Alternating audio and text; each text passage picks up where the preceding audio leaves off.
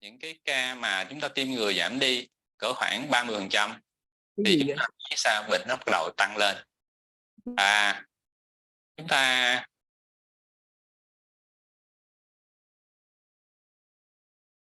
Good morning.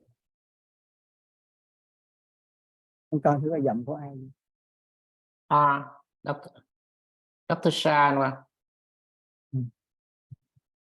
Hình như là Dr. Sa vô rồi. I don't know if you can see me on the video or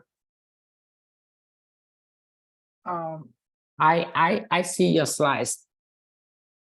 okay. Hi, Dr. Shah. Hello, how are you guys? Good. Anh Quang nghe không anh Quang? Nghe mà chưa có thấy cái hình của cổ nó điện không? Oh. Hi, Dr. Shah. We don't see your screen.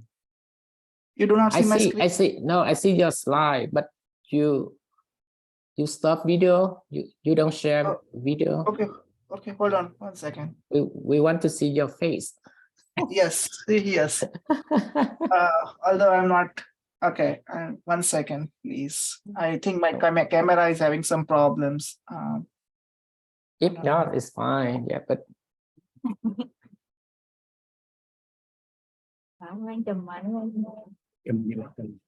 Ủa sao mới có 10 người vô? Tại nãy giờ bị lỗi. Okay, can you guys see me? My camera is having a lot of problems, though. I'm telling you, I'm so sorry. But I think something. Yeah. Okay. yeah, it's just my camera. I'm sorry, guys. If you want, I can just shut it off because it's not working well anyway. I think it's with the camera is fine, Dr. Shah. Yeah. So guys, yeah, go ahead. Good evening, Dr. Shah and Dr. Ding, and good morning, all Vietnamese colleagues. I'm Dr. Quang, Chief Department of Nephrology and Endocrinology, Children's Hospital No. 1. First, I would like to thank my special thanks to Dr. Ding and Dr. Shah who sharing with us your busy time to join in this webinar. First of all, I ask your permission to give some minute to present your title, and after that, you can start your lecture then. Let me say in Vietnamese to present Dr. Shah CV briefly. Kính thưa các đồng nghiệp, thì bữa nay mình tiếp tục cái chương trình học về cái quản lý bệnh thận mạng với cái chủ đề là quản lý cao huyết áp trong bệnh thận mạng. Thì đây là một cái chủ đề mà rất là quan trọng, vì nó là cái nguyên nhân các cái biến cố tim mạch cũng như là cái tử vong chính của bệnh thận mạng giai đoạn cuối. Thì hôm nay thì báo cáo viên sẽ là bác sĩ Sa.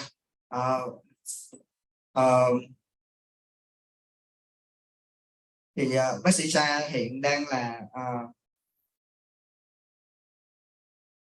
trưởng khoa thận và là giám đốc y khoa của chương trình ghép thận trẻ em ở bệnh viện Northern Children's Hospital, Đại học Louisville ở Hoa Kỳ.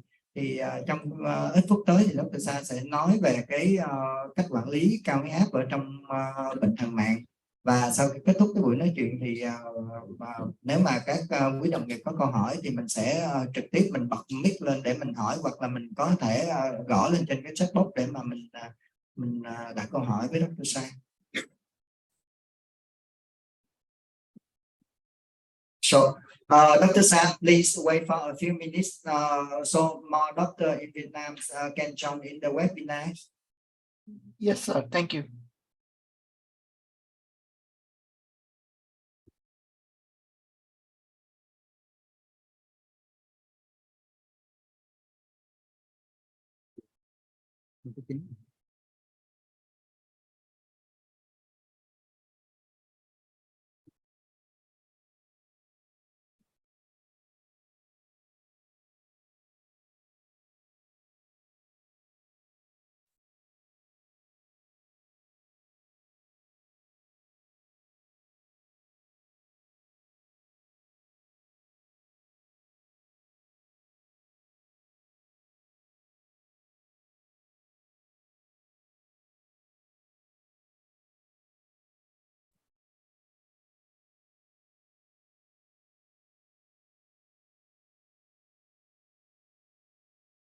Cái này sao? Cái này sai.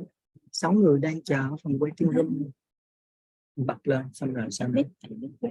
Bắt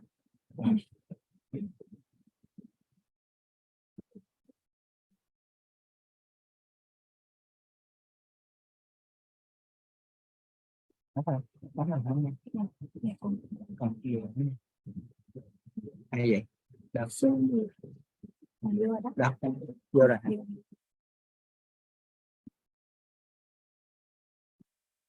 Lòng tôi sợ phải thưởng chứ. Thưởng rồi đó, thưởng vậy gì đó. Thưởng nhiều, không thấy nói gì đó hả? 800.000 em. Để vậy á. Trời thì nó ông Vy rồi nè. Đi đây. Hay vậy? Chỉ để.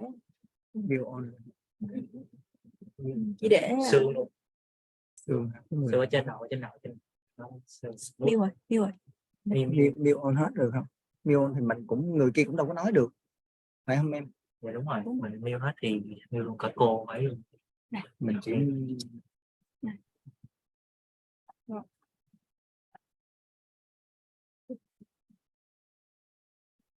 Chỉ để anh Điền với cô với mình. Thầy Để anh Điền, anh Điền.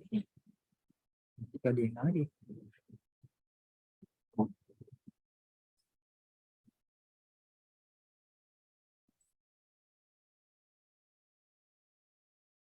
Mình bắt đầu anh Quang.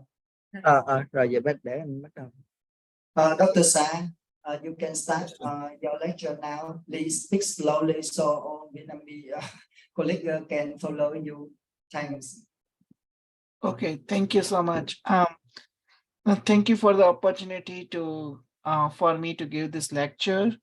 I'm just going to talk about pediatric hypertension, a little bit more focus on ambulatory blood pressure monitoring and how we use this in CKD patients or patients who have chronic kidney disease. Main learning objectives are, I think you are familiar with the new blood pressure tables. It's not new now, it's been 5 to 6 years, but we used the 2017 American Academy of Pediatrics blood pressure tables to diagnose children with hypertension. So I want to briefly talk about those blood pressure tables, and then I want to talk about how the trends are changing with high blood pressure in children who have pediatric hypertension and chronic kidney diseases, and then talk a little bit about the ambulatory blood pressure monitoring to help understand pediatric hypertension, and talk about the quality metrics, what kind of quality metrics you can implement at your institution to make sure those blood pressures are appropriately measured and diagnosed and then staged and treated.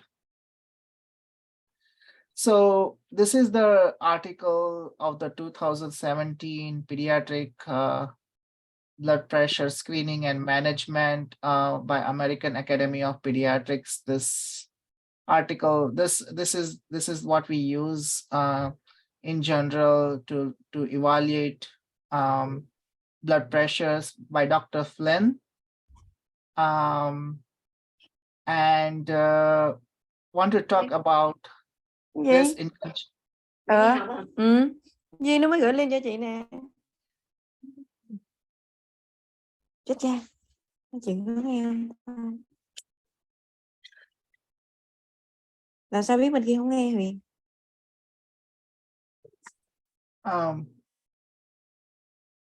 Want to talk about chronic kidney diseases in general first, and then we'll talk about how do we use the blood pressure in patients who have chronic kidney diseases.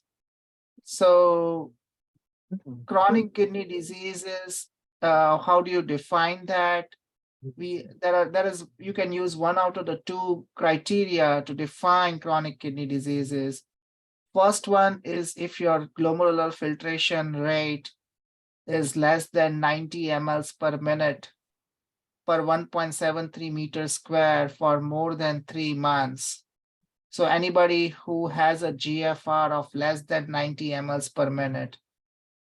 We use creatinine on the blood test as well as cystatin C on the blood test to measure the GFR.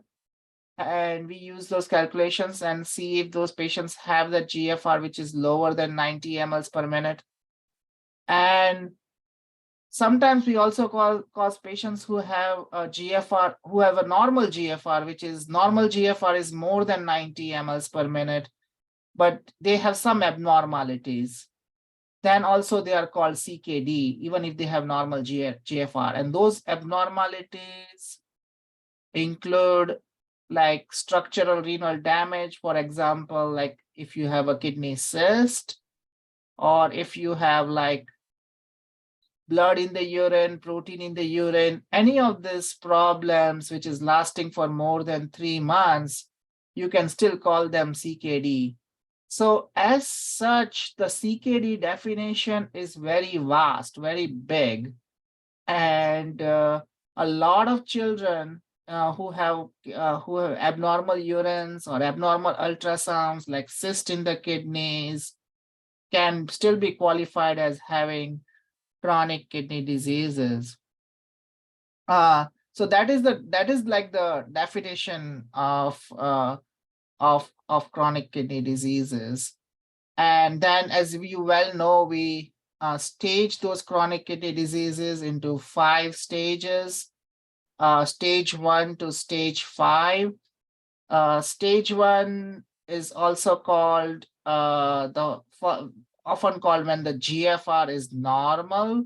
So stage 1 is when the GFR is more than 90 mLs per minute, but if a patient has abnormal renal ultrasound or blood in the urine or protein in the urine, you can still call them having chronic kidney diseases.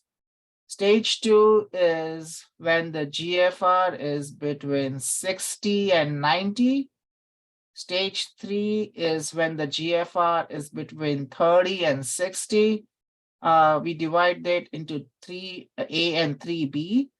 3A is 45 to 59 and 3B is 30 to 44. Stage 4 is 15 to 30.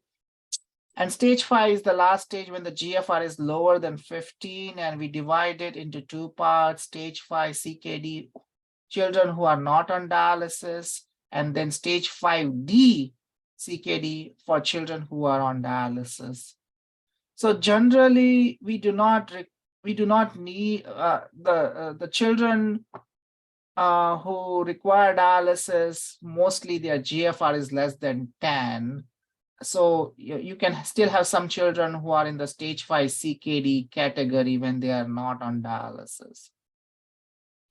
So having said that, we'll talk about a little bit at the end how blood pressures play a role in progression of CKD, how they can progress the CKD faster if the blood pressures are not controlled, and what target you should have for blood pressure control in children who have CKD. So first of all, to know the target, we need to know what are the high blood pressures. So we'll focus on that. And I'm not going to spend too much time on the old tables because we are not even using them. But previously we used to have tables that were looking like this. And we are no longer using this type of tables because these tables were made from children who were obese. And obesity is a big risk factor for high blood pressures. So, so this blood pressure norms were not standardized. So this were artificially elevating the blood pressure numbers. So so in 2017, I'm going to just skip this slide here. So I'm going to skip this slide here. So this is the new tables, and I'm going to focus on them. The new tables are made from kids they removed the overweight and obese children. So that's how all the tables that were created were using children who were normal weight. There were no obese children. So the blood pressure norms came down.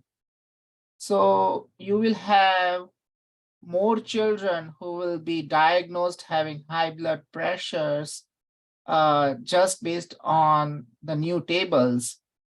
So the blood pressure criteria became more strict. We also have a new staging system, which I will talk about a little bit. And then there was a simplified blood pressure table created from the new table that sometimes we use in the clinics.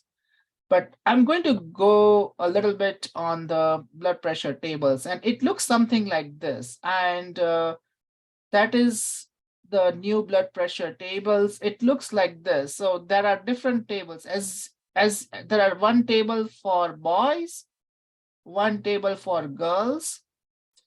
And as you know, the blood pressure is dependent in children on 3 factors. It is dependent on age, it is dependent on gender, and it is dependent on height. It is not dependent on weight. So it is dependent on age, height, and gender. Now, as you examine these tables, you can see that this is for the boys. So here you can see this blood pressure table is for the boys. And you can see this is the height. So here you can see the height in centimeters, the height in inches, and this is the height in percentile. So you can use any of the heights from the growth chart.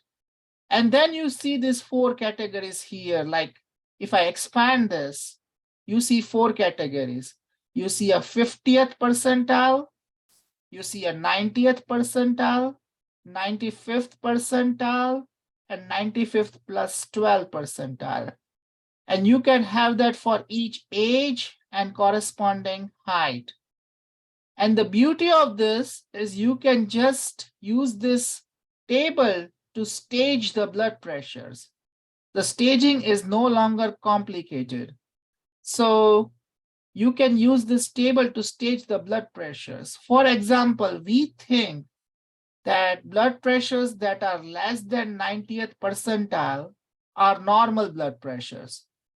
But when you have CKD or chronic kidney diseases, you should target your blood pressures even lower to make sure that the chronic kidney diseases do not progress faster. So when you have chronic kidney diseases, you target the blood pressure at 50th percentile. That is the more recent recommendations that are coming up. And if you target your blood pressures at 50th percentile, then you will have slower progression of chronic kidney diseases. But anything less than 90th percentile is still considered normal. The blood pressure, if it is above 90th percentile, 90th to 95th percentile, that will be the elevated blood pressure cutoff. Stage 1 hypertension cutoff is between 95th and 95th plus 12 mm of mercury. And stage 2 hypertension cutoff is above 95th plus 12 mm of mercury. So you can just look at this table and you can stage your blood pressures. So if somebody's blood pressure is between 90th and 95th percentile, it is called elevated blood pressure. In old days, it was called pre-hypertension, but in United States, we are not using the term pre-hypertension anymore. We are using the term elevated blood pressures. And that will be for blood pressures 90th to 95th percentile. If it is 95th and 95th plus 12, it is stage 1. And if it is above 95th plus 12, it is stage 2. As you know, staging is very important because if your blood pressures are in the range of stage 2 hypertension, you will require to do more urgent interventions and possibly start a blood pressure medication, particularly in children who have chronic kidney diseases. Now, we use this blood pressure tables only for children less than 13 years of age. When the children are more than 13 years of age, we do not use this blood pressure tables. This is just for children who are less than 13 years of age. Similarly, we have another blood pressure table for girls. So we have both these blood pressure tables. We can just look at the and the residents or medical students can just practice, look at a patient, what their blood pressures are, and stage the blood pressures. This is a very interesting thing, but more you do, the more you practice, the more you will know, and it's easy to stage those blood pressures. So this is the new blood pressure staging proposal, and we have two parts for children who are 1 to 13 years of age, where we use the blood pressure tables, and children who are more than 13 years of age, where we do not use the blood pressure tables. So for children who are 1 to 13 years of age, we refer to the blood pressure table.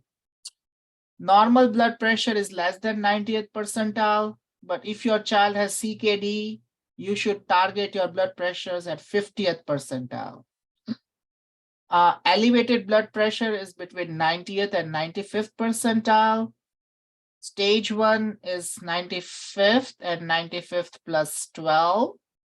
And stage 2 is above 95th plus 12. And then when you have children who are more than 13 years of age, we just use one cutoff. Whether it is a boy or a girl, it does not matter. We just use one cutoff. And normal blood pressure is less than 120/80. Elevated blood pressure is systolic 120 to 129. Diastolic is less than 80. Stage 1 is 130 to 139. Diastolic is 80 to 89. And stage 2 systolic is more than 140, and diastolic is more than 90. So this is the blood pressure cutoffs you should use. And just understand that if those blood pressures are in the higher stages, like stage 2, you require to urgently intervene by doing diagnostics and possibly medication. So that is why staging is helpful. Okay, so this is the new blood pressure staging. This is the simplified blood pressure table that you can use in the clinics. This is a very easy way to screen the children who have high blood pressures. You do not need to look at the big table if your blood pressure, if the blood pressures are below this number. But if, let's say, if the blood pressure is higher than this number at this age, then you look at the bigger tables to determine if this is really high or not. So these simplified tables are just screening tables, and this is just for any age, and these are used at the 5th percentile of height. So this will be the lowest number. So any child who is 5 years old, the lowest blood pressure number would be 103/63. So this is just created based on that. It's for those are the 90th blood pressure limits for 5th percentile of height. So you can screen children easily. You do not need to look at the big table, and you can, if you are in the clinics, if you are in the busy clinic, you can just screen those patients easily. And if the blood pressures are higher than this number at this age, then you can look at the bigger tables. If you look from 12 to 13 years, you can see the jump from 113 to 120. And this jump is seen because at 13 years of age, we are trying to correlate to the adult hypertension guidelines. So adolescent hypertension guidelines. So 120/80 is the cutoff for 13 years. And you have this for boys as well as girls. So you can also, if you are using electronic health records, you can use this to create red flags. And if it shows red flags, then you can evaluate this further. This is just a good way to screen the children in the clinics. Okay, I'm going to talk in the interest of time. I was told to talk a little bit more about ambulatory blood pressure monitoring. So I want to skip few slides in the interest of time and talk about ambulatory blood pressure monitoring, if I can talk about that. And I'll talk about obesity later. Sorry.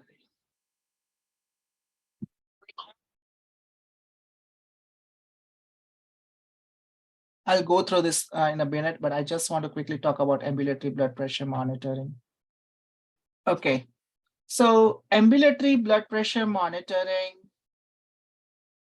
is a way which we use in the clinics to determine hypertension. Also, children who have chronic kidney disease, this is a very good study to help us understand whether first to diagnose hypertension. Also, we want to differentiate hypertension from white coat hypertension, or there is an entity called masked hypertension. And we'll talk about a little bit about all those entities, because in chronic kidney diseases, there are higher chances that children may have masked hypertension. Masked hypertension is a very interesting entity, and we are seeing more of those children coming up. And the only way to diagnose masked hypertension in children with chronic kidney diseases is using an ambulatory blood pressure monitor. So this is very important study for children who have hypertension. Typically, I use this study for children who are more than 5 years of age. And it's a 24-hour monitor. You just place the monitor in the arm, and then you can see there is a battery like this. You can put this battery in the pocket of the child if they have like a jacket, or if they have a strap on the, they can attach it to the strap on the waist. This checks blood pressures every 15 minutes daytime, every 30 minutes at nighttime. But this is a very important study. And we use ambulatory blood pressure charts for interpretation of this ambulatory blood pressure study. This ambulatory blood pressure charts are available from, again, Dr. Flynn's Hypertension Volume. This is the link I have put here at the bottom. We use this ambulatory blood pressure charts to diagnose a child who have hypertension. So these charts have the 24-hour systolic blood pressure. They have the daytime systolic blood pressure, and they have the nighttime systolic blood pressure. We ask the children to see what time they sleep and what time they wake up. So we can note the nighttime blood pressures as well. And these charts, you can use these charts to interpret the blood pressure. So I can give you an example. So this is the height here. You can see the height from 120 centimeters to 185 centimeters. And then you can see this is the mean blood pressure. Now in statistics, mean is the average. Mean is the average. Average of all the blood pressures is the mean blood pressure. So that is a very important measure to diagnose somebody with hypertension. So if your 24-hour systolic blood pressure the mean is above 95th percentile, then you diagnose a child with hypertension. It is very easy. You just need the average of all the 24-hour blood pressures, and you can diagnose this child has hypertension or white coat hypertension. You can diagnose. So if a child has high blood pressure in the clinic, but normal blood pressure, normal mean or normal 24-hour systolic blood pressure, that child does not have true hypertension, but probably has white coat syndrome, because clinic is high, but your mean is low or mean is normal. Now in masked hypertension, it's opposite. In masked hypertension, what happens is that the clinic blood pressure can be normal, and that happens with children who have chronic kidney diseases. But when you do the 24-hour mean after the blood pressure monitoring, that mean will be high. And then you get puzzled. We see that in organ transplants, we see that in kidney transplant patients, and that is important because that nighttime blood pressure, like some patients who have sleep apnea and they have nighttime blood pressure elevation, and if you do not do the blood pressure study, you will miss those patients. So those patients can have masked hypertension. So it is called masking effect. A mask, like you wear a mask, you wear a face mask. So it's a masked hypertension that you can see in these patients. So mean is the most important way to know whether this is true hypertension, white coat hypertension, masked hypertension. And this is the cutoff to confirm the diagnosis of hypertension. So all you need is the 95th percentile, and that is the cutoff. And then you talk about the daytime and the nighttime blood pressures. You use this 95th percentile on the daytime and nighttime to identify something called blood pressure load. Now, blood pressure load is a little bit different from mean, but it is like how many blood pressures are higher than my cutoff at the daytime and in the nighttime. A value about 25% is important. That will help us understand if it is more than 25% blood pressure load, then that is suggestive of hypertension. And then you have the nighttime blood pressure as well. You have the cutoff to calculate the nighttime blood pressure load.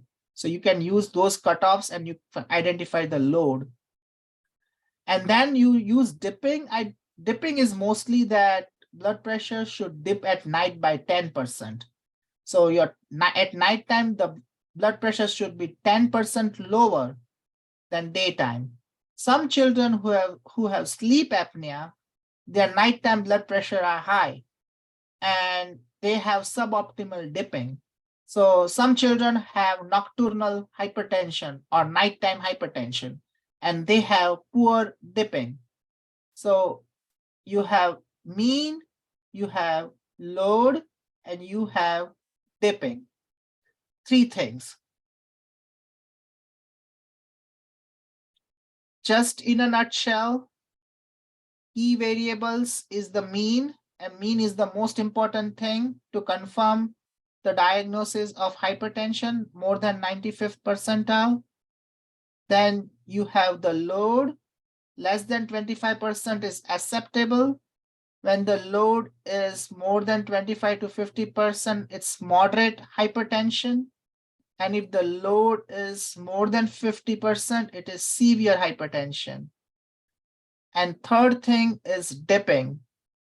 And it is just a difference between the daytime and nighttime blood pressure. So you can look for like masked hypertension with dipping, and with poor dipping. So those are the three things.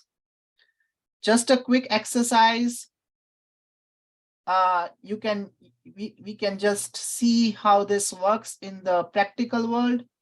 So let's say if your clinic blood pressure is less than 95th percentile, your 24-hour mean is less than 95th percentile, and the blood pressure load is less than 25%, here the diagnosis will be normotension. Now, if the clinic blood pressure is high, but the 24-hour mean is low, and the blood pressure load is low, then it will be white coat hypertension because the clinic is high, but your ABPM is good. But let's say you have clinic blood pressure is acceptable. It's less than 95th percentile. But this patient has chronic kidney disease and you do the ABPM, you be surprised to find that the mean is high, 95th percentile. Load is high, more than 25 percentile. That is masked hypertension. This happens in chronic kidney diseases. This is opposite of white coat hypertension. Now, when you have everything high, you can call them ambulatory hypertension. So the load is important. So for moderate ambulatory hypertension, load is 25 to 50%. And if the load is more than 50%, it is called severe ambulatory hypertension. So those are the diagnosis terms you use to make your diagnosis. So when you write your blood pressure report, you will use the clinic blood pressures and you will use the ABPM, and then you can make a diagnosis based on both these two things. And you can say, okay, this is the diagnosis that I'm seeing in this child. Let's do some examples quickly and you will see, and let us understand ABPM with some examples.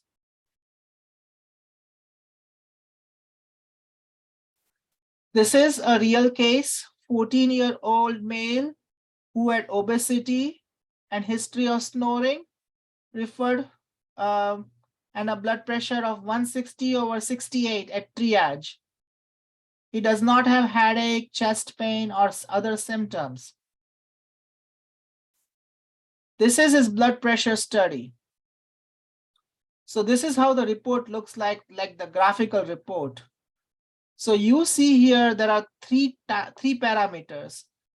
He was in the clinic at 4 p.m. in the evening. So we put the monitor in, and he slept at around 10 o'clock. So that is 10 p.m. he slept. So that starts the nighttime blood pressures. He woke up at 6 o'clock. That's when the daytime blood pressure starts. So you have three things. You have a daytime blood pressure when you put the monitor, then you have the nighttime, and then you have the daytime. So this line that you see here, the daytime, nighttime, the daytime, that is the cutoff. That is the mean cutoff. That is the 24-hour mean.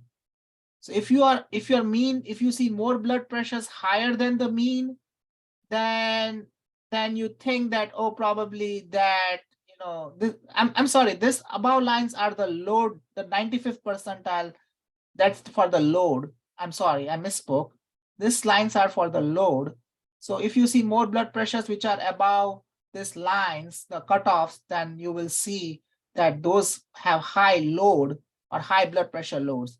The load is different for daytime and the load is different for nighttime. The nighttime load is usually lower. So here you can see that the clinic blood pressure was 160 and it showed 160 here. But when he went home, his blood pressures were good most of the time. He did have some high blood pressures early in the night, but he is also snoring. So just snoring can cause high blood pressures. So maybe he has sleep apnea. So that can be the effect of that.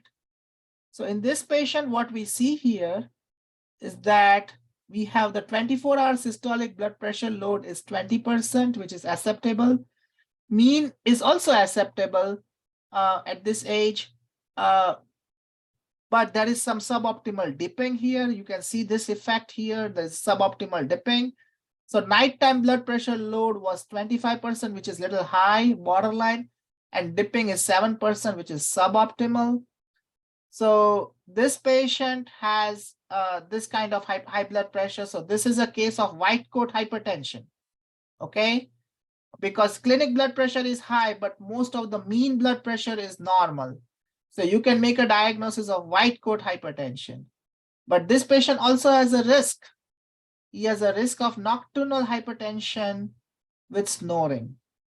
So he got lifestyle counseling and we made referral to the sleep study. So this is one way to make a diagnosis using ABPM, whether this is white coat hypertension or other type of hypertension. So this is one case. Let's look at the second case. So this is a chronic kidney disease patient. He got a kidney transplant. So this is a 14-year-old male with ESRD, and he had FSGS, and he got kidney transplant 2 years ago. His immunosuppression regimen is tacrolimus and mycophenolate. And now he is on amlodipine and labetalol for blood pressure control. So his last blood pressure checks in the clinic were not bad. They were 112/60, 116/68, and 110/60. So clinic blood pressures were okay. So we still did the ABPM because we all kidney transplant patients once a year, we do ABPM. So this is a blood pressure study for this patient. Okay, so what do you see here? When we put the monitor in the afternoon, his blood pressure was around 120, 122. But what happens when he goes home? And what happens in the night? Now you start seeing all these high blood pressures in the evening. Then at night, you see all these high blood pressures. And you see all these peaks here on the systolic blood pressure. In pediatric patients, systolic blood pressure is more important. So we keep a focus on systolic blood pressures. And you can see the daytime blood pressure. So you can see a lot of high blood pressures. But in the clinic, his blood pressures were okay. So what we think about this patient? We think there's something going on. So clinic blood pressure was okay here. But when you look at his mean, it's high, 130. The load is high. So daytime blood pressure load is 56%, nighttime load is 63%. And so this is a case of masked hypertension. Masked hypertension happens a lot of time with chronic kidney diseases, with transplant patients. So you should notice the ABPM pattern of masked hypertension. And you always compare the ABPM with the clinic blood pressure to formulate a diagnosis. And that's why it's important to look at the ABPMs. And masked hypertension is seen in organ transplant recipients, children with chronic kidney diseases, etc. Okay. Okay, so this is like two ways in how you can use ABPM. There is another way we use ABPM is to see how effective our treatment is. How you are starting a patient on a blood pressure medicine, but you want to know if your treatment is effective. You want to know if you did the treatment and it's helping, because one blood pressure is not good enough.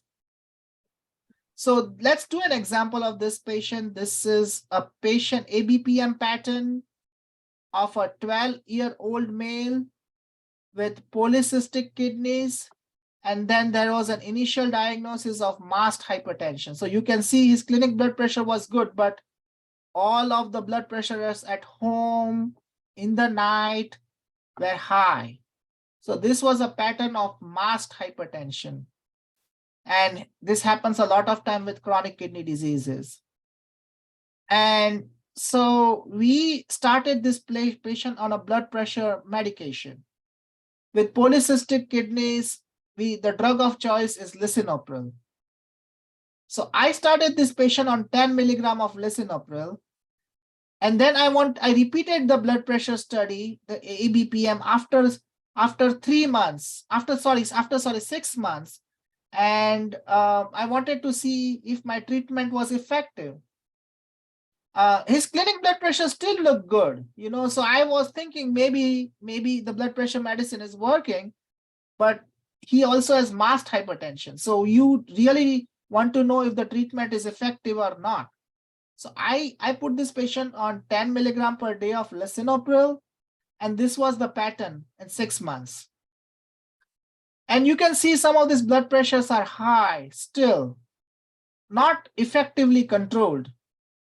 So when I think this load was still a little bit higher. I did not like this pattern because some of the blood pressures are still high. So I increased the lisinopril to 15 milligrams. And now you can see a better pattern now. Now you can see that the blood pressures are much better. So there's a little bit of some elevated blood pressures, but many of the blood pressures are now better. So you can use the ABPM to know whether your treatment is effective or not, whether you need to go up on the blood pressure medicine or not. You can try to understand that, okay, I have increased the dose of the blood pressure medicine, maybe that will help. Also, ABPM is also helpful in chronic kidney disease patient if you want to keep a mean blood pressure target of 50%.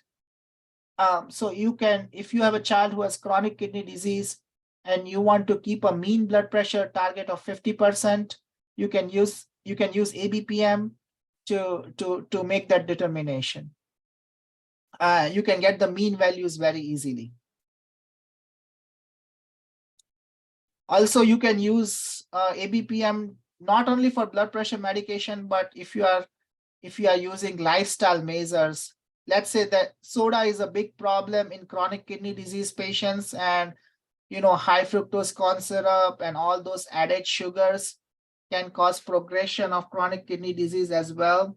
So this patient is drinking soda, but we talked about decreasing the soda intake, and this was the initial ABPM, which was showing a lot of masked hypertension pattern in this patient, nocturnal hypertension. And we told her to stop the soda intake. I mean, we educated her. And after stopping or decreasing the soda intake, you can see a much better blood pressure pattern. The nighttime blood pressures were mostly resolved. So you can use this ABPM to assess the efficacy of lifestyle measures, whether you are trying to have them lose weight, do exercise.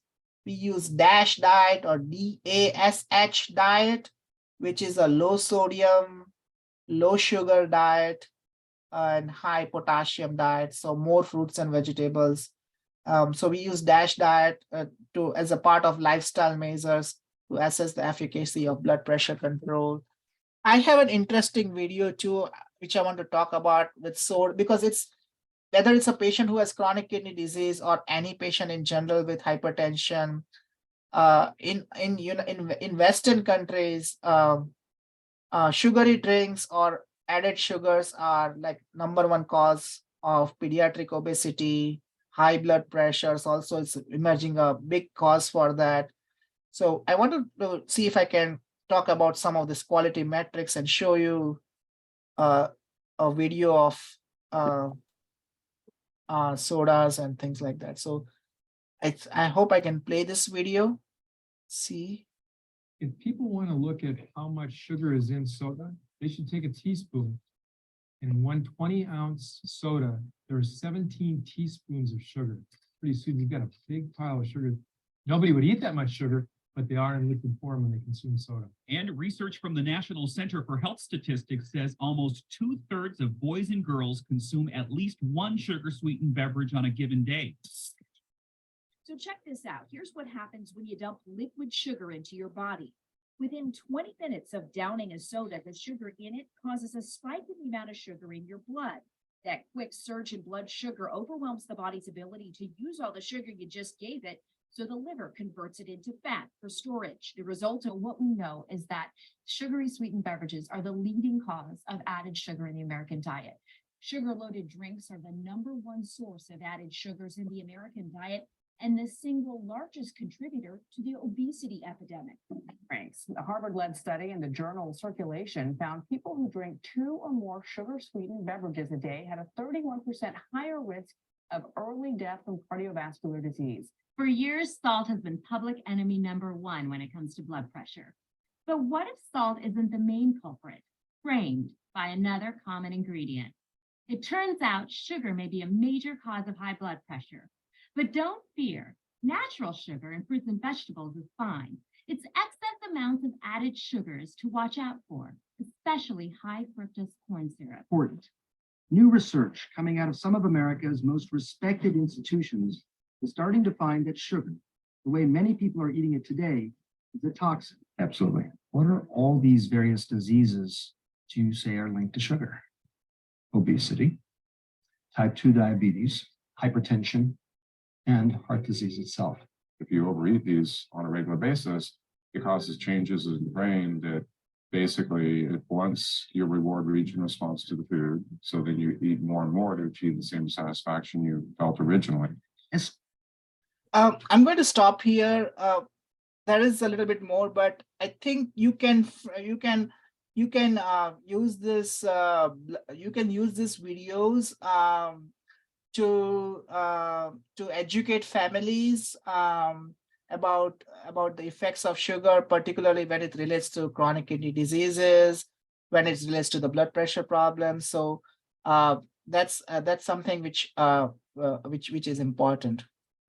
I also want to talk about how the blood pressures can play a role in chronic kidney diseases, because as you know that there has been various trials. This is a slide from the ESCAPE trial. This is from New England Journal of Medicine 2009. But there are various studies which are coming out now. But what happens here is that when you have poor blood pressure control, there is high risk of progression of chronic kidney diseases. We divide the chronic kidney diseases basically into two parts, main two parts. One part is the hypodysplasia, dysplasia type kidney diseases, which is like K-cut or congenital anomalies of kidneys and urinary tract. That is one part. The second part is conditions like FSGS or glomerular diseases. That is the second part. And we know that the glomerular diseases, if in those patients, the blood pressures are not controlled, you can see a lot of these children will reach ESRD faster, So you will see a lot of these children, if you have a glomerular diseases, let's say if you have a child who has FSGS or focal segmental glomerular disease, you do not control the blood pressure well, you can see that they can progress faster to end-stage kidney disease. Blood pressure control is also important for hypodysplasia, renal chronic kidney diseases, or this hypoplasia, dysplasia type of chronic kidney diseases. But the progression is still slower in them because they continue to make good urine. But still, it's important that their blood pressures get adequately controlled. So when you're talking about children who have chronic kidney diseases, I think blood pressure control is very important. Particularly keep an eye on masked hypertension. You can use ABPM to effectively control the blood pressures and see that the blood pressures are well controlled, and maybe help those children extend the life of the kidneys. Thank you very much. In the interest of time, it's 10:58. I was told to leave 5 minutes to have any answers that you may have for this presentation pertaining to ambulatory blood pressure monitoring, which I was told to be a focus for. And if you have any questions which is related to blood pressure evaluation, treatment plan, any other top, please, I'm happy to answer. And I thank you so much for this opportunity. And I also want to thank you, my colleague and my friend, Dr. Dong, for giving me this opportunity. Thank you a lot, Dr. Sa. Your lecture is very interesting and practically, if only you can tell us more about how to manage hypertension in chronic kidney disease. But I know the time is not much and it's rather late in America, so hope maybe we will have another chance with you to how to manage and to use drug to control blood pressure. Yes, I think that is a very good point. I think in the interest of time, I mean, if there is another, I'm happy to give another lecture, particularly focusing on treatment aspects like hypertensive urgency or hypertensive emergency, or maybe like talking about medications, which medications to start, how to, like, with particular, like for most of the chronic kidney diseases, lisinopril or ACE inhibitors are one of the first choices for many of the nephrologists to start, because they have a anti-proteinuric effect and help with, they're also sometimes called renoprotective medications. We do not use ACE inhibitors when the GFR is like typically less than 30 mLs per minute. But in most of the other children with chronic kidney diseases, when the GFR is more than 30 mLs per minute, we use those medications. And I'm happy to, if there is an opportunity, I'm happy to give a more focused lecture on the treatment part and pertaining to the medications as well. Thank you. Thì cái bài nói chuyện của giáo sư Sa đến nay là đã kết thúc rồi, và chủ yếu là nói về cái quản lý chẩn đoán cái cao huyết áp ở trẻ em, đặc biệt là những cái cao áp mà ở trẻ bệnh thận mạng thì nó có cái tình trạng là cao áp mà ẩn đó, thì có thể đo áp lâm sàng nó âm tính, nhưng mà khi mình dùng cái theo dõi áp liên tục đó thì nó có thể chẩn đoán được cái cao áp ẩn, hoặc là để loại trừ những cái trường hợp mà cao áp do cái cao áp ở văn phòng, do cái cao áp mà hội chứng áo tràng trắng đó, thì mình có thể dùng cái theo dõi monitor huyết áp liên tục 24 giờ để mình chẩn đoán. Còn về cái điều trị đó thì nếu mà có một cái gì khác thì bác sĩ Sa sẽ nói thêm với mình về cái điều trị. Nhưng mà lúc nãy bác sĩ Sa cũng có nói sơ khởi là sẽ sử dụng cái thuốc ức chế men chuyển và ức chế thụ thể để ngoài tác dụng kiểm soát hóa nó còn có giảm đạm điệu nữa. Nhưng mà những cái trường hợp ở bên Mỹ mà cái GFR dưới 30 thì người ta không có sử dụng cái nhóm này, mặc dù là những cái trẻ mà bệnh thận mãn đó thì thường nó đến thì cái GFR nó có thể dưới 30 rồi. Các bạn ở hội trường hoặc là các bạn đồng nghiệp mà có câu hỏi gì cho cái chẩn đoán cao huyết áp đó thì có thể đặt câu hỏi. Các bạn có thể gõ lên chat box hoặc là các bạn trực tiếp hỏi, bật mic lên và hỏi cũng được.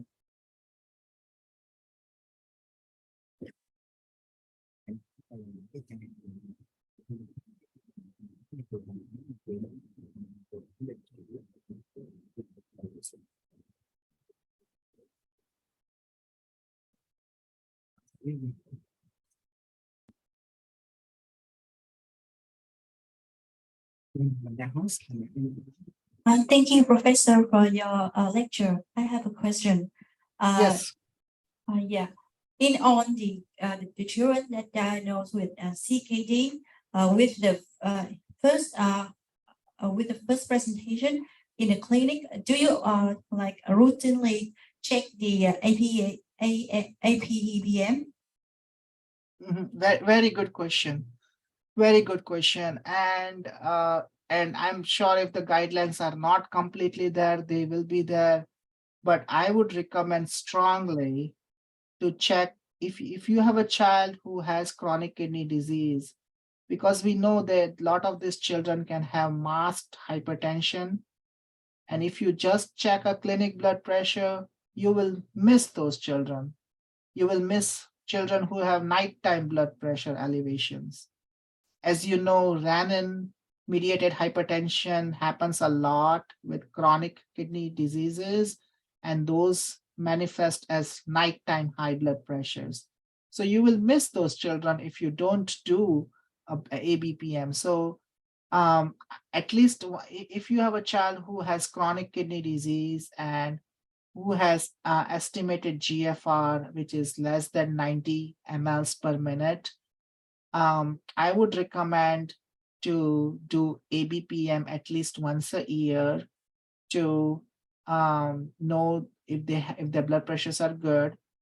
And this is more important with like children who have like stage 3 or stage 4 chronic kidney diseases, because that's also important. So I would say once a year ABPM is a good idea for those children, and particularly stage 3, stage 4, or higher stages of CKD, so that we know that their blood pressures are effectively controlled. If you do a good job of controlling the blood pressures at earlier stage, then you can do good benefits to those children, because the earlier is better. So sometimes it's difficult when it's stage 3, stage 4, or stage 5 to control the blood pressures, but it's more easier to control the blood pressures in stage 2 and earlier stages. So I would say starting stage 2 once a year ABPM is a good idea. Thank you.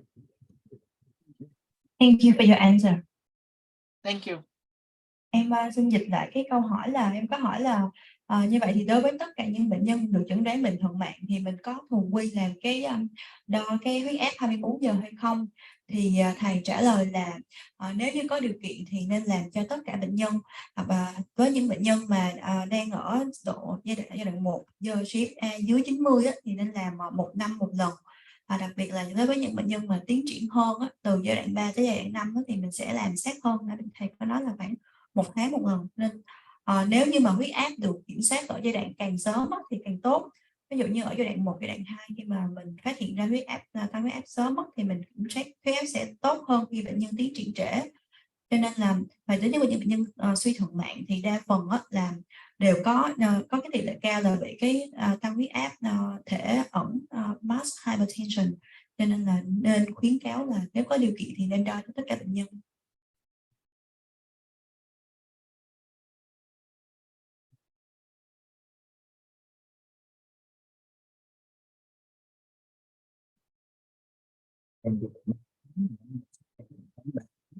Ổng chỉnh liền, và khi mà ổng dựa trên cái ABPM ổng chỉnh liền thuốc áp thì liệu nó có bị hạ huyết áp tư thế do quá liều của điều trị không? I have another question. Yes. When you use the ABPM to like monitor the PP by the tablet, you can use the ABPM to like monitor it and to like to see if the therapy is suitable, appropriate for the patient or not. So how long will you evaluate the ABPM, and when you use the ABPM to like monitor the patient, is there any chance that the patients have hypotension because of over treatment? Yeah, very good question. Again, now pertaining to chronic kidney diseases, yes, there are some times that you can overtreat a person. Some nephrologists are trying to target 50% blood pressure mean, and you can sometimes use some of the stronger blood pressure medications in higher doses, which can sometimes result in lower blood pressures. So that can absolutely happen. And you can still use ABPM to see like extreme dipping pattern, or something called an extreme dipper pattern on the child. So there are children whom if you have overtreated, you can see the nighttime blood pressures fall by more than 20%, or maybe fall by more than 25 to 30%. So those are like extreme dippers. So when I see those extreme dippers, I would be cautious to not further go up on the medicine, or maybe like back off on the medicine if I see the nighttime blood pressures dropping by more than 20 or 30%. So that is one part. So you can use ABPM to see to see that pattern as well. The second thing is ABPM is very helpful to monitor the effects of treatment. I had my slide about using ABPM, even if you do not do every 6 months, maybe at least once a year, to see that the treatment you are giving is having desired blood pressure control.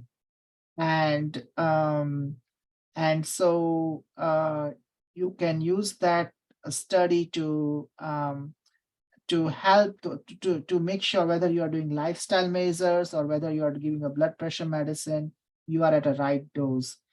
Fortunately, most patients with chronic kidney diseases have renin-mediated hypertension, and a type of hypertension that often does not result in an extreme dipping pattern, but I would be cautious if I see an extreme dipper on the ABPM pattern.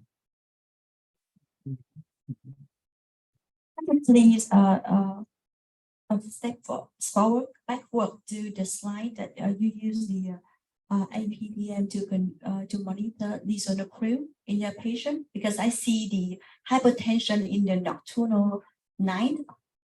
Can you please go back to that slide, please? Yes, sure. So you want the treatment, you want the slide which had the treatment effect, right? Yes. Okay, 1 second. So yeah, this is a patient who had masked hypertension. I initially put this patient on like 10 milligram of lisinopril, and this is 15 milligram of lisinopril. Yeah, so in this patient, we can see that he has hypertension in the nighttime. This is right. So it can show that we maybe overdose of the lisinopril. Is that right?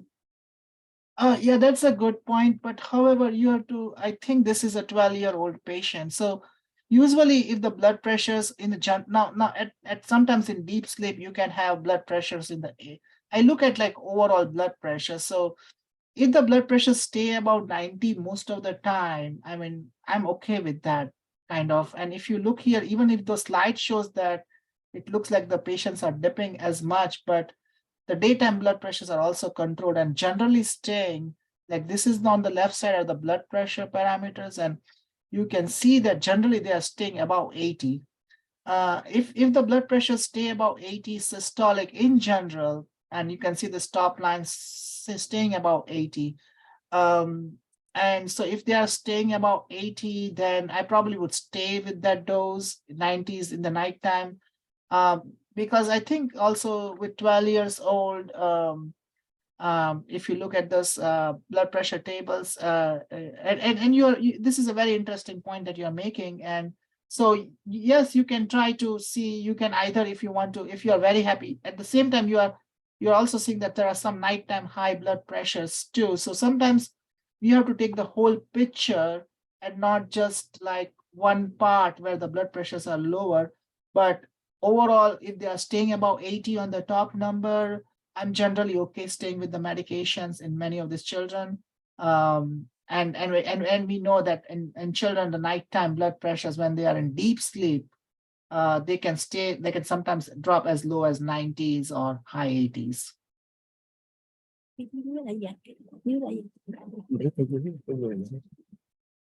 Sao mình chỉ được cái Lowest limit of BP on the chart. What is in the nighttime in this patient, there's the diastolic fall to below 40. So what is this the line? I think you have to. I think this line at the bottom is the heart rate. This is not the blood pressure line. So your blood pressure line is above this one. So the low, there's this, the one you see here with the diamonds, that's actually the heart. And sometimes that's why you have to look at the actual, sometimes these graphs can be confusing. This was just to make a big picture, but I usually look at, when you do an ABPM, you get the whole table. So looking at the blood pressure table will be helpful. And sometimes when you look at the blood pressure tables, you can see that like which are the diastolic lines. So you can get the actual diastolic blood pressures. This graph is more just to look at the systolic blood pressures, and then I look at the big, if there are any major systolic blood pressure drops or extreme dipping pattern. But the diastolic blood pressure, in order to accurately look at the systolic and diastolic blood pressures, you have to look at the blood pressure table. So here it's the above line, not the lowest line is the heart rate, which can be a little confusing.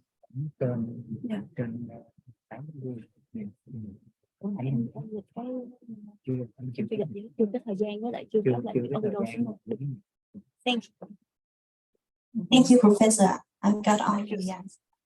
Dạ, em Thank xin you được so sau much. lại. Em có hỏi là làm sao để mình, tức là khi mà mình dùng cái huyết áp 24 giờ để mình điều trị thì sau bao lâu thì mình sẽ theo dõi, và làm sao mình biết là mình có cho thuốc quá liều hay không? Thì thầy trả lời là thường là sau 6 tháng tới 1 năm. Và để biết được là mình có điều trị thuốc có làm bệnh nhân bị hạ huyết áp không, tức là mình dùng thuốc quá liều hay không á, thì mình sẽ dựa vào cái dipping của buổi tối. Thì nếu như mình thấy là vì bình thường á, là huyết áp cái dipping sẽ trên 10%, nhưng mà khi buổi tối á, mà cái huyết áp mà bị giảm xuống thấp quá dưới cái bình thường đó, thì có nghĩa là thuốc đã quá nhiều rồi. Còn giống như ở trên bệnh nhân mà thầy đang cho mình coi ở đây á, thì mình nhìn thấy cái huyết áp tâm trương và tâm thu của bệnh nhân nó vẫn trên cái ngưỡng bình thường, không có bị tụt xuống, là mình biết là huyết mình có thể chấp nhận được.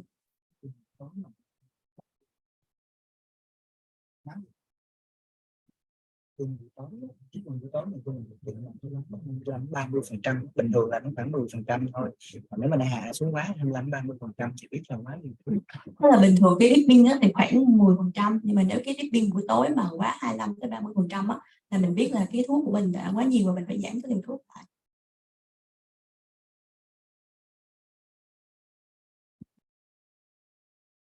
Xin hỏi quý đồng nghiệp còn câu hỏi gì cho bác sĩ Sa về cái sử dụng cái ABPM để mà theo dõi cái huyết áp của mình, để chẩn đoán cái cao áp ở những cái bé mà bệnh phần mạc.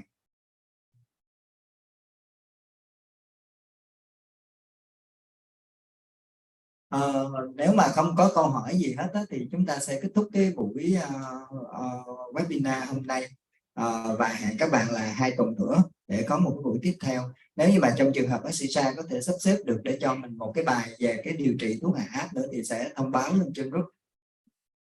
Dr. Sa, thank you a lot for your attention on the today webinar.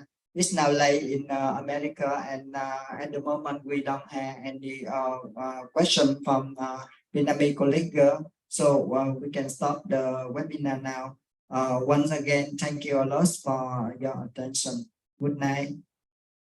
Thank you Hi, so Dr. much. Shah. Thank you. Hi, Bye. Dr. Shah. Yes, sir. They are waiting for your next lecture on hypertension treatment. Yes, sure. Okay. And thank you for the opportunity. I'll be happy. Okay. And this Thank is a you. good opportunity for me as well. Thank you so much. Thank you, Dr. Shah. Thank you, Inwa. Thank you. Bye bye. Bye.